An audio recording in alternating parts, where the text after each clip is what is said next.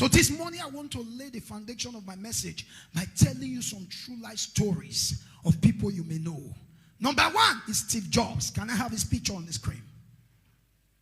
Steve Jobs. How many of you know Steve Jobs? Steve Jobs. How many of you know him? The CEO of Apple.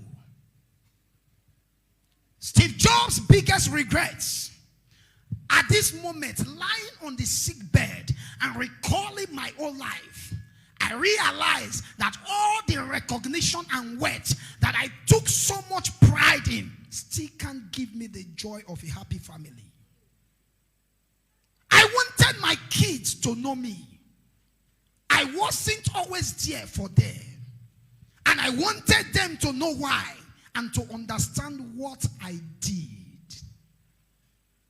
Steve Jobs, the man whom many consider as one of the greatest business innovators of our time, placed the value of having kids as 10,000 times greater than anything he has ever done. Yet, his biggest regret is that he wasn't there for them and he wanted them to know why. Steve Jobs died in 2011. He had a liver transplant and was suffering from pancreatic cancer. In his last days, he had regrets about not treating his cancer sooner.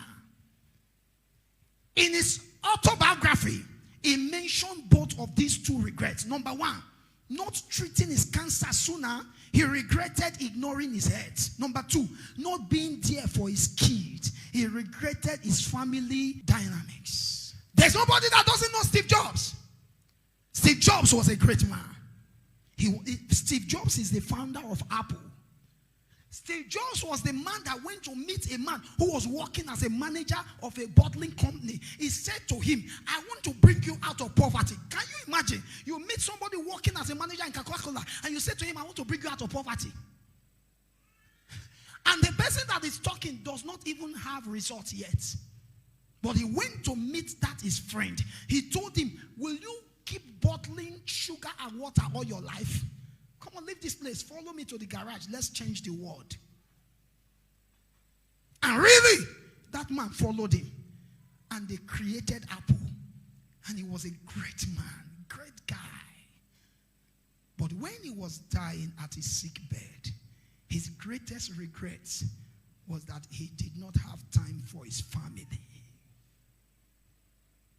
Steve Jobs said at one time on his sick bed, he said, I look everything I've achieved and they mean nothing to me. The only thing that would have meant so much to me would have been the joy of a happy family. He said, but I'm regretting that I didn't give them the time I would have given to them. Oh God, you still have time now, yet your children mean nothing to you. A time is coming, you will not have that time to do it. Now that your child can climb your back, let them climb it. Now that your child can match your shirt, let them match it. Now that your child can run in your room, let them run in that room. Because you have time as man, and when your time expires, it will be left with regret. May that not be your portion in Jesus' name. Amen. The second man I want to talk about is Bill Gates. How many of you know Bill Gates? Bill Gates. Bill Gates' biggest regrets. When asked about what his biggest regret would be if he died today, Bill Gates mentioned not thanking Melinda enough. The couple recently divorced after 2.5 decades of marriage. But that didn't happen before they helped each other to grow. Gates understood how much impact Melinda created in his life. They achieved so much together.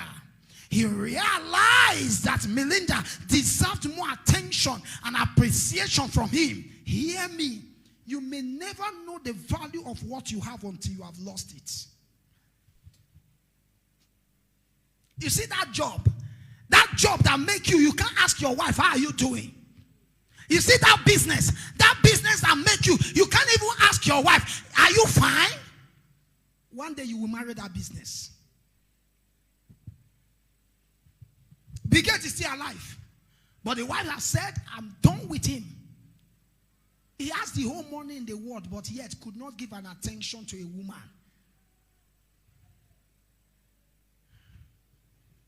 Can I talk to men at this point? Can I talk to men at this point? When a woman starts acting as if what you are doing does no longer matter, she has left you. Men, write it down. When a woman starts acting as if what you are doing does no longer matter, I said she has what? She has left you. You come back late, she say, welcome. You leave the house around 4 o'clock, you say, okay, go come. She see you picture. Wait till the she look and say, baby, see what you see for your phone. You say, I can explain. Say, don't worry. Huh. When they start acting like that, you better act fast because she's already gone. She's already gone. She's gone.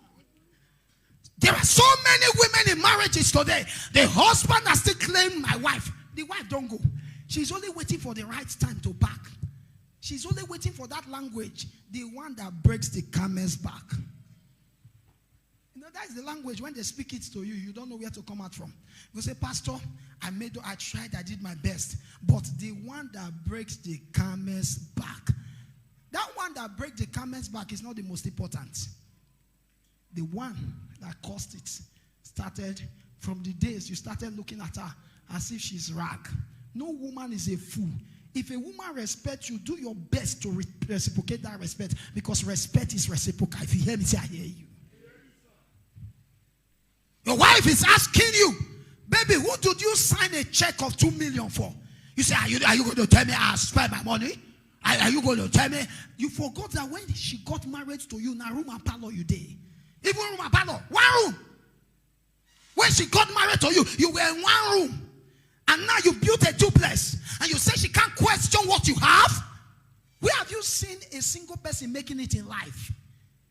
If you run alone, you will run fast, but you may not go far. To go far, you need others. If you hear me say, I hear you. If you want to go fast, go alone. If you want to go far, you need others.